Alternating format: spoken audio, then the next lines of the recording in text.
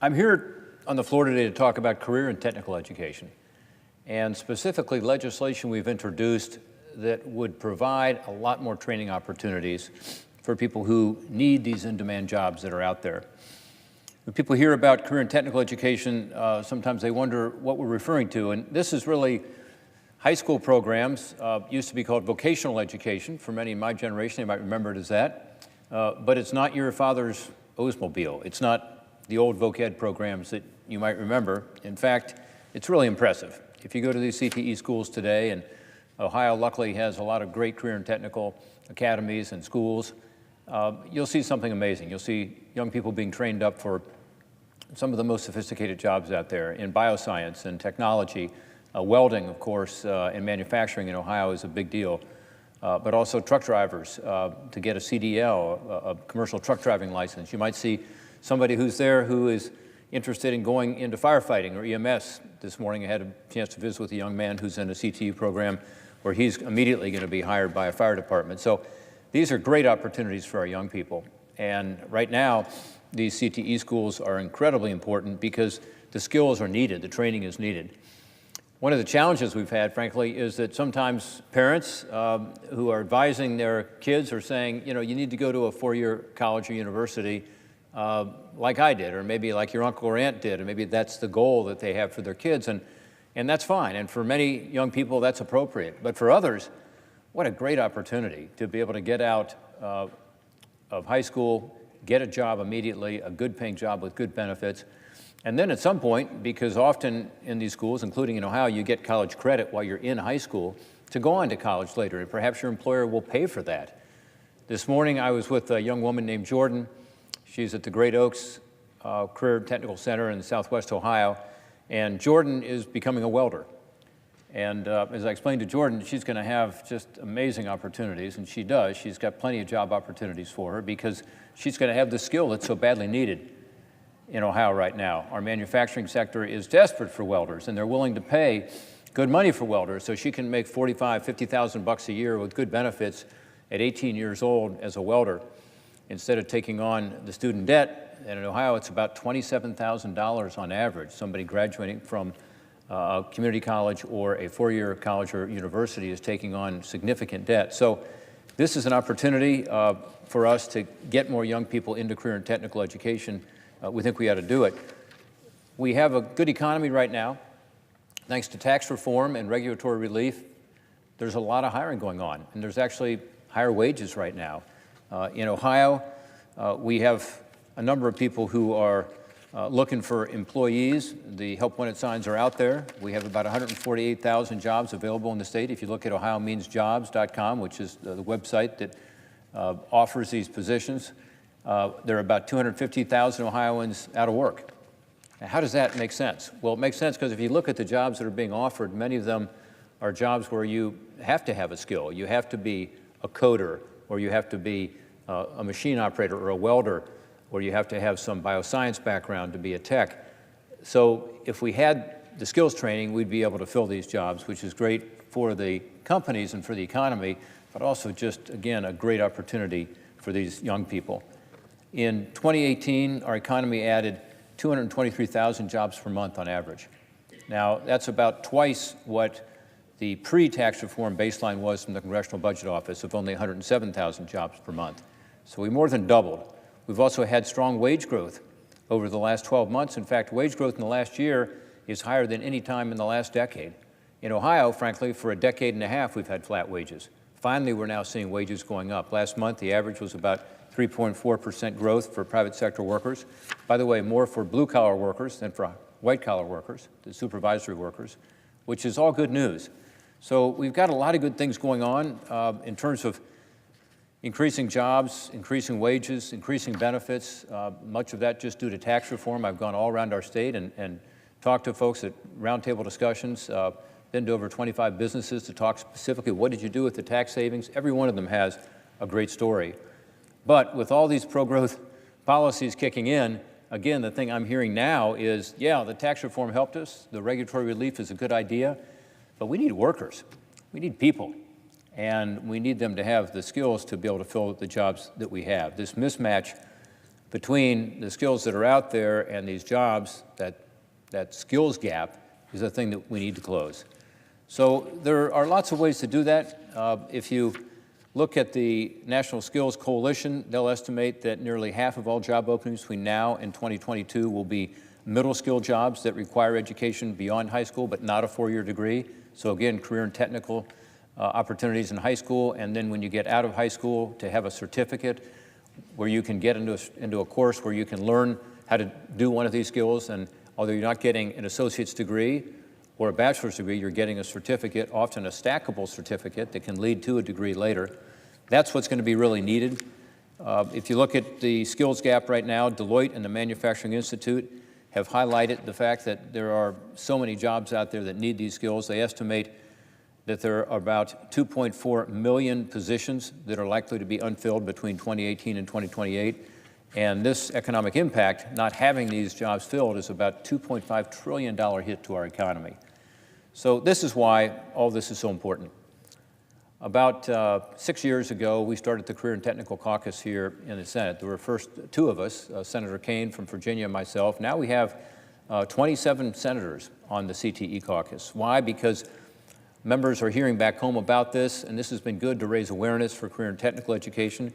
It's been helpful for us to be able to put together some bipartisan legislation that helps to promote career and technical education. Last year in the Perkins bill, for instance, Senator Kane and I got legislation in that helps to improve the quality of CTE programs all around the country, ensuring, again, that college credit can be offered, helping to hold up these programs to make sure that young people and their parents know about this opportunity. Just a couple weeks ago, Senator Kane and I reintroduced legislation called Jumpstart Our Businesses by Supporting Students Act. The acronym, in case you didn't catch it there, is the JOBS Act. And the JOBS Act is something we've introduced in the last couple of Congresses, but I really feel like its time has come. I feel like it's an opportunity right now for us to move forward with the JOBS Act. One, because we're just hearing from all around the country the need for this, but second, because we have the likelihood of a higher education bill moving this year, which would be a perfect place to put the JOBS Act. It's a really common sense solution to help solve this skills gap problem we're talking about, because it says very simply, with regard to Pell Grants, which is for low-income students, instead of just making them available for community college or for four-year colleges, universities, or for longer-term courses, why not allow Pell Grants to be used for shorter-term training programs? That's what's needed right now. I think this is really a fairness issue. When I talk to students, as I did this morning here in Washington, as I do back in the state of Ohio, what they tell me is, Rob, I don't have the money to get a driver's license sometimes, to go through that process, much less to get a certificate to become a welder, or to become a coder, or to become a tech in a hospital setting. So, and yet the government will give me a Pell Grant for me to go to a junior college or a community college or a university, but I can't get a Pell Grant to help me get the training I need to actually get out there and get a job that I know is right there, ready, good pay, good benefits. To me, that shows how our system is not working with regard to the modern economy and the needs that we have right now. And it's not fair to those students. So I think we ought to be able to allow those students to use those Pell Grants for these shorter-term training programs of less than 15 weeks. I also think it's a matter of efficiency of the Pell Grant and the taxpayer. Unfortunately, with regard to Pell, most people who take a Pell who go to school, go to a college, don't graduate. And there are lots of reasons for that. I think the main reason is because many of them have to drop out because they have to work. But in the meantime, they don't have the degree. So they have the Pell, but they don't get the degree, not even a certificate. Whereas in these short-term training programs, 15-week training programs, trust me, if somebody starts off one of these training programs, it's much more likely that they're going to end up getting the certificate. Again, they can see just around the corner where the job is. The certificate is, in a sense, the ticket to that job, and it's a shorter-term prospect. So I think it's a very efficient use also of the Pell Grant, and we should expand the Pell Grant. It's not take it away from colleges and universities, not at all. Pell's an incredibly important program. But let's allow it to be used for these short-term training programs. I was at the CTE program in Akron, Ohio recently. I also went to Stark State Community College. They've got a new campus there. We had a roundtable on workforce development. We had a lot of local businesses there who were talking about how great these programs have been for them. We had students there, we had Chamber of Commerce there, the mayor was there, Dan Horgan, mayor of Akron, Summit County Executive Eileen Shapiro. I heard from those students who were already working in high school and in college, in this community college, for some of the local employers. Businesses like the K Company, which is an HVAC company based in Akron. They work with Stark State, and they work with local high schools, and they get these young people on the right educational track to be able to be working in the HVAC field, where there are plenty of jobs right now. If you're an HVAC tech, you can get a job. And it's been a great example of where they're helping the economy, they're helping this particular business, but they're really helping these students to be able to get a great job. Stark State President Dr. Para Jones is very innovative and working again with our high schools and working with the business community, trying to ensure we're all working together on this. I'll tell you, Dr. Jones, the employers who are around that table, the educators around the table, the students around that table, all of them were really excited about the Jobs Act because they know it's going to work. They know this will help them deal with exactly the problem that they're seeing in the local community. Last week, I also toured a company in Hubbard, Ohio, which is called Warren Fabricating and Machining. And as always happens, I heard about the need for skilled workers. It's a great example of a company that's taken full advantage of the tax reform and tax cuts. They actually bought a beautiful new machine that is incredibly important for their effectiveness as a company to be able to compete with China and others. They've also been able to raise people's salaries and increase the benefits with their tax savings. But their issue now is getting the workforce. They want to operate at full capacity, but they can't find the people. They've got openings right now. I also visited an advanced manufacturer called Rhinestall Corporation in Mason, right outside of Cincinnati. They manufacture high-precision parts for the aerospace and defense industry. Other employers were there, as well as Butler Tech, which is a local CTE program that's done really incredible work, very innovative. So there I had the opportunity to meet with a lot of students. And one of them was a high school student named Jake. He's a chemical operator at a nearby manufacturer called Pilot. He's a veteran. He's completed his certificate training, and his employer is now paying for him to continue his education and to be able to get a degree while he's working for them. Connor was there, again, a high school student who's running machines and learning advanced manufacturing while he's working at a place called RB Tool. Torres, a 19-year-old, went to that program and is now in charge of calibration and making sure precision tools are up to speed at this company, Rhinestall. The teacher of all these students, a guy named Dave Fox, was there. He said that his last class of 28 graduates had a combined total of more than 100 job offers. So again, think about this.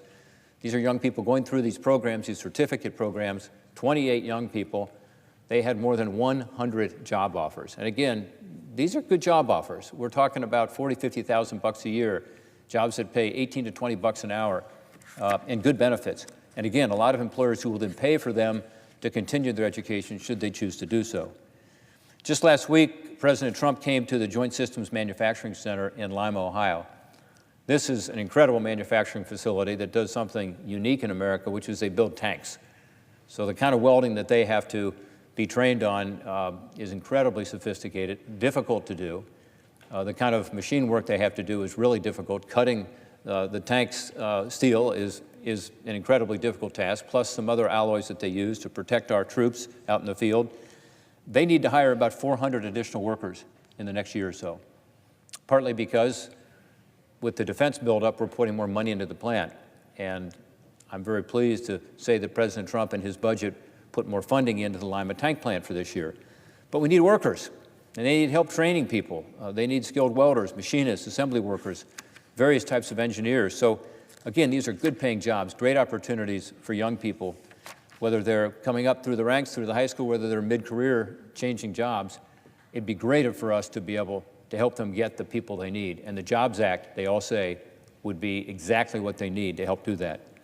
At a roundtable discussion at Staub Manufacturing in Dayton recently, the CEO of the company told me he believes welders coming out of high school will be better off financially than many attorneys or doctors. Okay, I asked him what he meant by that. He pointed out that while an attorney or another professional might make more coming right out of school, by the time they get out of school, law school as an example, and get out of debt and start investing, that welder is well on his or her way to building a significant nest egg. That's true when you think about it. A welder makes, let's say, 50,000 bucks a year, starting at age 18. let's say no student debt, because again, through the certificate program and through a Pell, if we can get the Jobs Act passed in particular, this person's able to be able to do so without any student debt. Using an online calculator and assuming about 8% growth, that individual sets aside 10% of his or her income for retirement at the age of 18 up to age 67. This assumes a person would get no raise at all, which of course is not going to happen. The person is going to have a higher salary over time as that person gets more seniority, but assuming no raise, $50,000 a year, $2.8 million in retirement savings at age 67. That's a nice nest egg to be able to live comfortably in retirement with peace of mind. Compare that to an attorney, let's say making $100,000 a year at a big law firm, starts investing at least 30 years old after you get through school and paying off your debt, maybe later, but let's say 30 to be conservative. That person sets aside 10% of his or her income, $2.2 million by age 67. So even though the attorney had a higher salary and was investing twice as much each month, it's the welder making $50,000 a year that actually is going to be better off. So part of this is getting people into these jobs, getting these into jobs when they're young, where they can begin to make investments in their retirement, but also make investments in a car, be able to buy the house, be able to start putting money aside for their kids' education, just to be able to have that peace of mind that comes with knowing you're going to have this profession and this opportunity to get ahead early in life. So I'm hoping that we can get the Jobs Act passed because it will help provide so many people, particularly young people, these opportunities. If we can shift the paradigm, stop this notion of thinking that everybody who's going through high school needs to go to a four-year college or university right away. Instead, think about how do you ensure that this young person can have an opportunity to get ahead in life, learn a skill where there's an immediate need, and actually help our economy, because our biggest challenge right now, as I see, not just in the manufacturing sector where it's particularly obvious, but across the board, in bioscience, certainly in moving, transportation, truck driving, in other professions, the biggest challenge we have right now is workforce. So this would do both. The Jobs Act has been endorsed now by the National Skills Coalition, the Association for Career and Technical Education, Association of Community Colleges. I know the community colleges have put this highest on their list, the American Association of Community Colleges and other groups. I'm also pleased to say again, it's in the budget. So President Trump puts together a budget every year. This year's budget actually has our Jobs Act included in it. So it's one that is totally bipartisan. Senator Kaine from Virginia and I have been the co-authors of this legislation over the years. We continue to work closely together on this. We have 10 co-sponsors already, having just introduced this a couple weeks ago. It's a bipartisan group, mixed Republican and Democrat. We also have a lot of outside stakeholders supporting it, and again now in the president's budget. So the reason we're getting all this support is that it works. It works. It'll cover programs that at a minimum require 150 hours and 8 weeks to complete. There are some alternative programs that limit the programs by requiring them to be 320 hours. I will just tell you that our community colleges tell me that none of their short-term training programs would qualify for that higher number of hours. Programs like welding, precision machining, electrical trades, all those programs would fit into the Jobs Act, but not into some of the alternatives that are being discussed. So we need the Jobs Act now. And we think there's a great vehicle for it, which is the Higher Education Act this year. By the way, a big fan of Career and Technical Education is the chairman of that committee, Senator Lamar Alexander. He understands the need for us to provide the kind of skills training that's needed to fill the jobs that are out there that companies are desperate to fill. He sees this in his own state of Tennessee, where he's got a lot of manufacturing jobs, including auto manufacturers, who are looking for more skilled workers every day. So as we work to reauthorize that legislation, the Higher Education Act, my hope is that colleagues of both sides of the aisle will join us in ensuring that the Jobs Act is included in that. Let's be sure that we do deal with the fairness issue here, that we have a sense of understanding about our economy and what the needs are right now. And a lot of that need is in skills and the kind of skills that the Jobs Act would provide. It just makes too much sense. If we make career and technical education a priority, if we enact the Jobs Act I discussed today, we're going to help tens of thousands of our young people be able to achieve their dreams, whatever they are, have better opportunities. And just as important, we're going to be able to help our economy, help to ensure that we do have, here in the United States, a growing economy where we have better tax policy, better regulation policy, but also the workers to ensure that companies don't pick up and move because they don't have the workforce here. As companies tell me in Ohio, You know, Rob, we could do what we're doing here in other places, and not just Indiana, which is next to Ohio, but maybe India. We don't want that. We want to have the workforce here that is needed to be able to keep these good jobs and keep these companies here in this country to ensure we can keep moving in a positive direction, and again, ensure that Ohioans can develop the skills they need to grow the career of their choice and to fulfill their potential in life. Thank you, Madam President. I yield back my time.